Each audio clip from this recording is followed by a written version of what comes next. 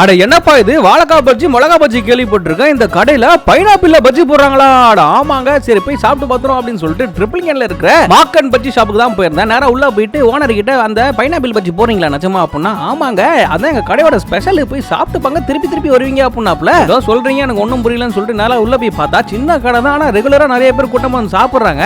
ஏமா அந்த பைனாப்பிள் பஜ்ஜி ஒன்று இருக்காமே அது போட்டு கொடுங்க அப்படின்னோட சரி சரி போட்டுறோம் அப்படின்னாங்க. மெனு ஓபன் பண்ணி பார்த்தா ஃபுல்லா வெஜ் ஐட்டம் தான், கொழுக்கட்டை வாழைக்காய் பஜ்ஜி மைசூர் போனான்னு இருந்துச்சு. சரி முதல்ல நம்ம ஆர்டர் பண்ணதை வாங்கி சாப்பிடுவோம் அப்படின்னு சொல்லிட்டு வெயிட் பண்ணிட்டு இருந்தேன். பாத்தீங்களா சுட சுட எடுத்துட்டு வந்திருக்காங்க. இதுதான் பைனாப்பிள் பஜ்ஜியா, இதை ரெண்டா வெட்டி தான் கொடுப்பாங்களா. கொடுங்க கொடுங்க இன்னைக்கு எப்படி இருக்குன்னு சொல்லிட்டு சாப்பிட்டு பார்த்துரும் அப்படின்னு அதை வாங்கிட்டு பார்த்தா உள்ள பைனாப்பிள் அழகா ஸ்டஃப் பண்ணி வச்சிருக்காங்க. சரி எடுத்து சாப்பிடுவோம்னு ஒரு கடி கடிச்சா அந்த பைனாப்பிள்ல மிளகாத்தூள்லாம் போட்டுறாங்க போல, அதுவும் பஜ்ஜி சேர்ந்து ஒரு மாதிரி டிஃபரெண்டா இருக்கு. எங்க கடைக்கு வந்துட்டீங்க, இந்த ரெண்டு ஐட்டத்தையும் சாப்பிடாம போக கூடாதுன்னு சொல்லிட்டு ரெண்டு மெனு கொடுத்தாங்க. என்னன்னா ஒன்னு சீஸ் போண்டா, அந்த சீஸ் போண்டாவை எடுத்து சாஸ் கூட தொட்டு சாப்பிட சொன்னாங்க. அடடடடா வாயில போட்டோன்னா நல்லா பஸ்ட் ஆகுது சீஸ். நெக்ஸ்ட் இதான் ஹைலைட்டாங்க, என்ன தெரியுமா, ஜவ்வரிசி வடையும் அதுக்கு தொட்டுக்கிறதுக்கு லஸ்ஸி கொடுத்துருந்தாங்க. அதுல தொட்டு அந்த ஜவ்வரிசி வடையை எடுத்து சாப்பிட்டு பார்த்தோம் பாருங்க. அடடடடா நானே அடிக்ட் ஆயிட்டேன், அப்படி இருந்துச்சு டேஸ்ட். ஃபைனலா ஒரு காஃபியை போட்டு முடிச்சாச்சு. நீங்க இந்த பைனாப்பிள் பஜ்ஜி மாதிரி என்ன டிஃபரெண்டா பஜ்ஜி சாப்பிடுறீங்க அப்படிங்கறத கமெண்ட் பாக்ஸ்ல கமெண்ட் பண்ணிட்டு போங்க.